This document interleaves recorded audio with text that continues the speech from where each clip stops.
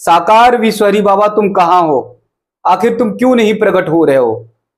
आखिर तुम क्यों नहीं दिखाई दे रहे हो? आज जब तुम्हारे भक्तों को तुम्हारी बहुत ज्यादा जरूरत है, उन्हें मदद की जरूरत है, तो आखिर तुम क्यों नहीं दिखाई दे रहे हो?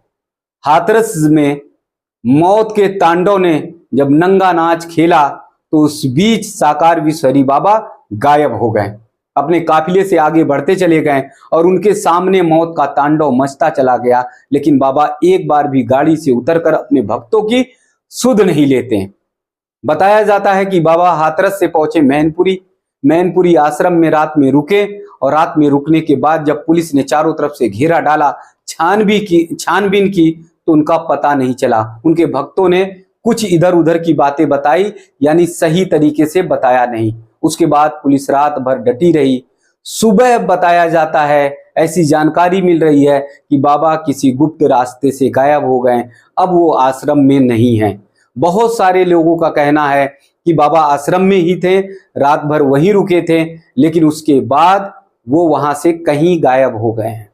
बाबा कहा करते थे कि हमारे अंदर बहुत ज्यादा शक्तियां निहित हैं। बाबा ये कहते थे कि उन शक्तियों के माध्यम से मैंने तमाम लोगों को भस्म किया है। साकार विश्वहरी ये बताया करते थे कि उनके अंदर इतनी शक्तियां हैं कि वो लोगों का कष्ट दूर कर देते थे, वो लोगों के दुख को दूर कर दिया करते थे।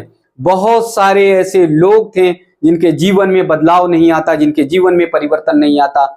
साकार विश्वहरी बाबा के चरणों में जो भी पहुंचता उसका जीवन बदल जाता, उसके जीवन में बहुत बड़ा परिवर्तन आता, बहुत बड़ा बदलाव आता। तो सवाल बहुत बड़ा यही है कि जब इतनी शक्तियां साकार विश्वहरी में निहित थी, जब साकार विश्वहरी किसी को भी भस्म करने की शक्ति रखते थे, तो आखिर फिर अपने भक्तों को रोता और बिलखता क्यों छोड़ गए? क्यों हाथरस में जब मौत ने तांडव मचाया तो साकार विश्वहरी बाबा गाड़ी में चढ़ते हुए और फिर अपने काफिले के साथ आगे बढ़े और बढ़ने के बाद वो विलुप्त हो गए, गायब हो गए? अगर उनके अंदर सच्ची शक्तियां हैं, अगर उनके अंदर परमपिता परमेश्वर, जैसे वो कहते हैं, बताया करते हैं कि साक्षात वो परमपिता परमेश्वर हैं, तो बहुत बड़ा सवाल उठता है कि परमपिता परमेश्वर बनकर साकार विश्वहरी अपने भक्तों को बचाने क्यों नहीं आ रहे हैं? क्यों नहीं उनके कष्ट को दूर करने के लिए आ रहे हैं? जो भक्त हाथरस के उस मैदान में एकदम विक्षिप्त होकर पड़े हुए थे, जो मौत के मुंह में समा रहे थे, जो तमाम दलदल में समा रहे थे, तमाम गिर रहे थे, गिरते हुए उनके ऊपर तमाम लोग चढ़ते जा रहे थे, तो आखिर उस समय बाबा गाड़ी से उतरकर क्यों नहीं रुके और अपने भक्तों के बीच में पहुंचकर बाबा ने ये क्यों नहीं कहा कि साकार विश्वहरी बाबा प्रकट हो गए हैं, जरा भी चिंता मत करो, जो अगर मौत के मुंह में समा गए हैं उनको हम संभालेंगे, उनको हम बचाएंगे, जो घायल हैं उनको आशीर्वाद देंगे और वो स्वस्थ हो जाएंगे। एक बार भी बाबा ने ये बात नहीं कही, दो शब्द भी नहीं कहे। यहां तक उनके भक्तों के अंदर इतनी ज्यादा बाबा के प्रति श्रद्धा थी, इतनी ज्यादा श्रद्धा थी कि बहुत सारे गांव के लोग जो बचाने के लिए आ रहे थे, जो सहयोग कर रहे थे, मदद कर रहे थे, जो मौत के मुंह में समा रहे थे, उनको बचाने की कोशिश कर रहे थे, तो बाबा के ही भक्त कुछ कह रहे थे कि रहने दो, साकार विश्वहरी बाबा का आशीर्वाद मिलेगा और ये बच जाएंगे।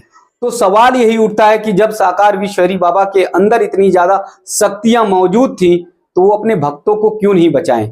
जब गाड़ी का काफिला उनका निकल रहा था और उसी समय बताते हैं कि धूल लेने के लिए, उनके चरणों की धूल लेने के लिए कुछ जो भक्त है वो बढ़े और उसी के बीच में धक्का मुक्की हुई और उसके बाद फिर भीड़ एक दूसरे के ऊपर गिरती चली गई। तो ऐसी स्थिति में निश्चित तौर पर ये मानिए कि बाबा की गाड़ी धीरे धीरे बढ़ी होगी, एकाएक नहीं बढ़ पाई होगी।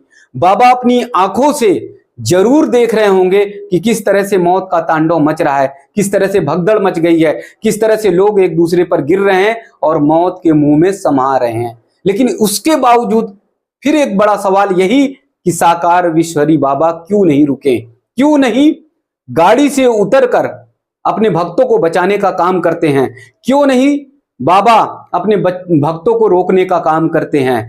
और जैसा कि बाबा बार बार ये कहते रहे कि वो बहुत बड़े शक्तिशाली हैं, उनके अंदर तमाम शक्तियां निहित हैं, तो फिर क्यों नहीं बाबा ने एक पल में उस मौत के तांडव को रोकने का काम किया?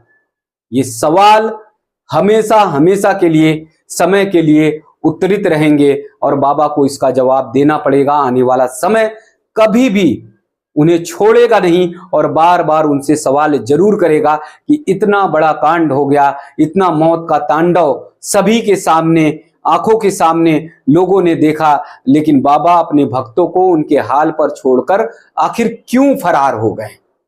बाबा को कम से कम वहां रुकना चाहिए था, कम से कम उन्हें मदद करनी चाहिए थी, कम से कम साकार विश्वहरि बाबा को अपनी शक्तियों का प्रदर्शन करना चाहिए था, जिन शक्तियों के बारे में वो बताया करते थे। इतना बड़ा दर्द, इतनी बड़ी तकलीफ बाबा अपने भक्तों को देकर गए हैं जो जीवन भर कभी नहीं भूल पाएंगे। बहुत सारे ऐसे भक्त हैं जिनका परिवार समाप्त हो गया, बहुत सारे उनके ऐसे भक्त और अनुयायी हैं जिन्होंने अपना सब कुछ खो दिया है, गवा दिया है।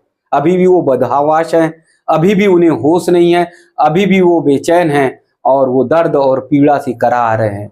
जो बाबा पल भर में, क्षण भर में लोगों का कष्ट दूर कर दिया करते थे, जो दावा करते थे कि पल भर में छू मंतर से अगर उनका जल भी कोई पी लेता है, जल भी उनका कोई ग्रहण कर लेता है तो फिर उसके जीवन का कष्ट सारा दूर हो जाता है। तो सवाल यही उठता है कि आखिर पल भर में कष्ट दूर करने वाले साकार विश्वहरि बाबा क्यों मौजूद नहीं रहे उस स्थिति में, उस हाल में जहां मौत का तांडव मचता रहा, और आखिर बाबा ने क्यों नहीं अपने भक्तों की रक्षा की?